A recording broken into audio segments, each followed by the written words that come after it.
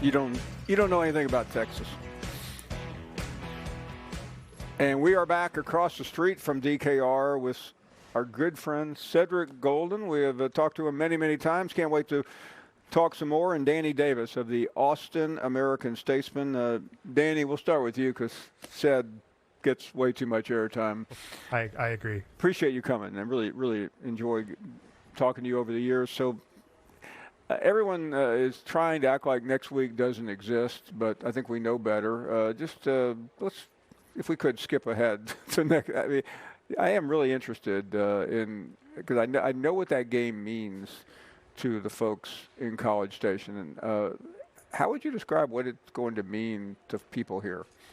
I think it means a lot to the people here. It may not be, they're not going to be out, with pitchforks and all that stuff. But my wife is a Longhorn, and she wants to beat Oklahoma, but she hates the Aggies. Okay. And so trying to understand that game is obviously going to mean a lot to the people here. They're going to want to win that game. Obviously, with everything on the line, it's going to raise the intensity even more. But since this rivalry hasn't been played in 13, 14 years, it's going to kind of usher in a whole new generation of younger fans, and the older fans are going to start reminiscing, and it's going to be a fun time. That game used to be on Thanksgiving most of the time. Was that right, Cedric? Yeah, it was on Thanksgiving for many years, and then they moved it to Saturday. There was a couple of Fridays in there. I'm glad they got it off of Thanksgiving, even though, they're competing with the Cowboys and NFL, and they get their own day. There aren't a lot of college games on Saturday, so that's going to be fun, and the whole nation is going to be watching this game.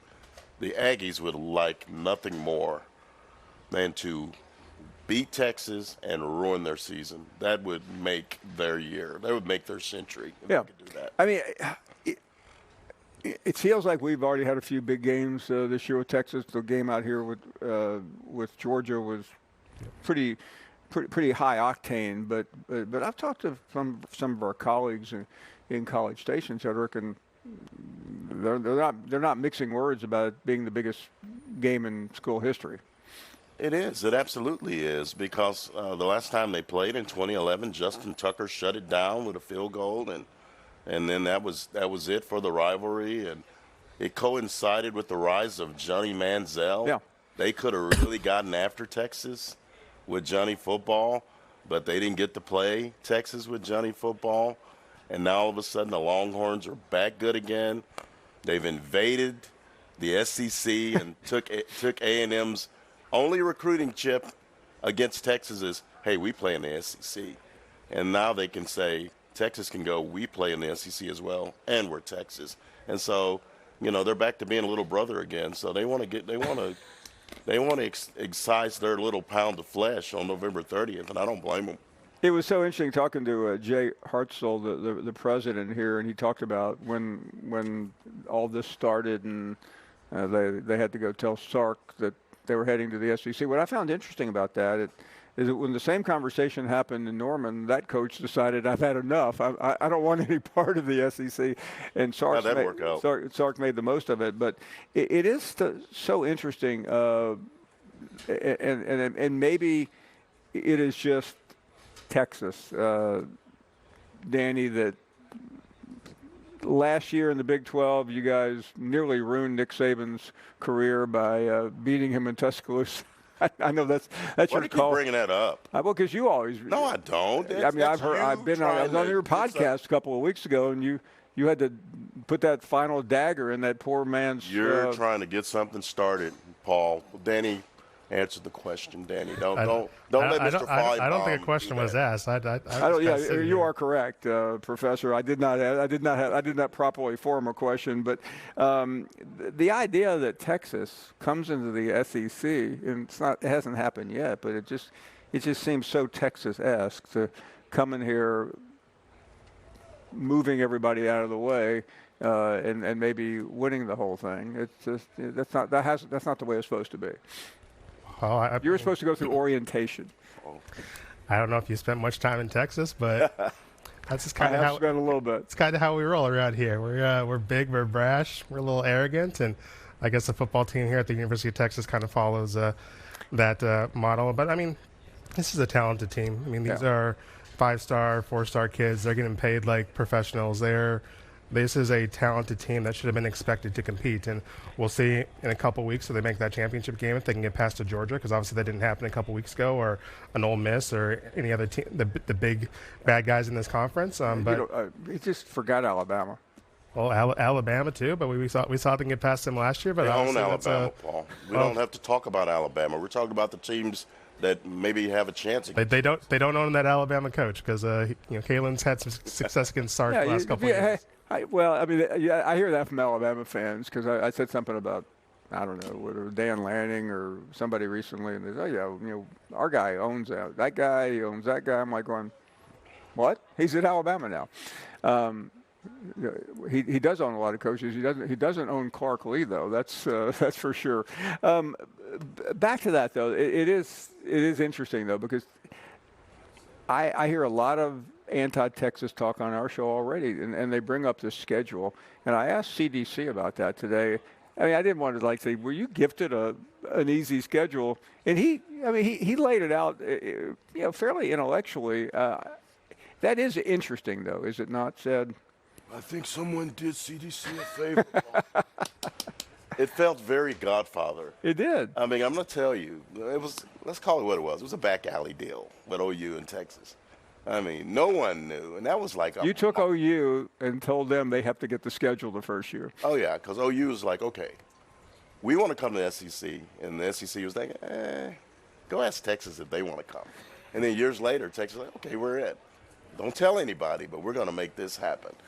Texas did get the hookup on the schedule. Ask Florida about their schedule. Ask Georgia about their schedule. Ask Tennessee about their schedule. But in fairness, Paul, you play who's put in front of you, and you still have to beat those teams. And the Longhorns have done well for themselves. They probably got the best quality loss in the country, but they are lacking in quality wins. But the good part about that for them is they just got to win 2 games to get to Atlanta. They control their own destiny, and the only other team in the conference that can say that is the team they're playing on Thanksgiving weekend. Yeah, I mean, as of this moment. And, yeah, I've asked everybody here today about Kentucky. By the way, Texas is playing Kentucky tomorrow. They are? They are. Sark went through their schedule and just laid out an eloquent case and how much respect he has for the Mark Stoops and all that. But I don't know how many of his players are listening, but that's not really the point. The point is that Texas is on the cusp of that. Would it be like A&M, Cedric, to lose tomorrow night at Auburn? It would be the most Aggie thing ever. It just would be the most Aggie thing ever. It really would. The Aggies and expectations aren't always in lockstep with one another. It's only like a 3-point spread. Yeah, I mean, it is a very narrow. It's not like they're favored to go in there and roll Auburn. No. So I'll be tuned in. I picked A&M to win by like 24-20, but I wouldn't put any money on it. I mean, I like to eat, so I'm not about to throw money away, because the Aggies, they talk about November 30th being the biggest game in history. Actually, this game coming up is big, because if they lose that, then the game against Texas kind of ceases to be as important when we're talking about CFP. I'm curious about that, because I haven't gone that deep into the weeds, but if A&M loses, I don't know if you know this or not, and then beats Texas, what happens? Man, Daniel, you've looked at some of the tiebreakers. It's convoluted, but man, I don't even want to. I mean, if A&M explain that one. I mean, I think if A&M loses, okay, Georgia may have an opening then. Bama. Yeah. I mean, I think if A&M loses this week and beats Texas next week, I don't think either of those teams are getting into the playoffs. I think it's a wash for both teams. But that's I'm not. My wife is a mathematician, not me. So I'll leave all the equations and stuff to her, and I'll just write about stuff. I'm talking. He loves his wife. Genius wife here. Chastity's very smart. She's the best. She's done one really questionable thing, but that's I'm not going to bring that up. The same. She married Daniel, but the same story in my house. Oh, your wife's the brains? Yeah. You didn't have to tell us. A lot of book sense. Didn't have to tell us that. Oh, yeah. We already knew. We knew. No, she majored in chemistry in undergraduate. Really? Really? I majored in basket weaving.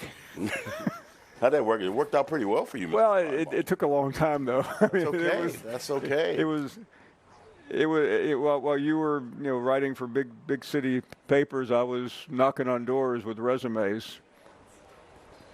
That's probably not true because you're a lot older than me, Paul. So, by the way, I'm a lot older than everyone. so by the time I started working in Austin, you were already a superstar. Yeah, but When you were knocking on doors, I was probably in middle school. Yeah, when I was knocking on doors, you were not born yet, I don't think.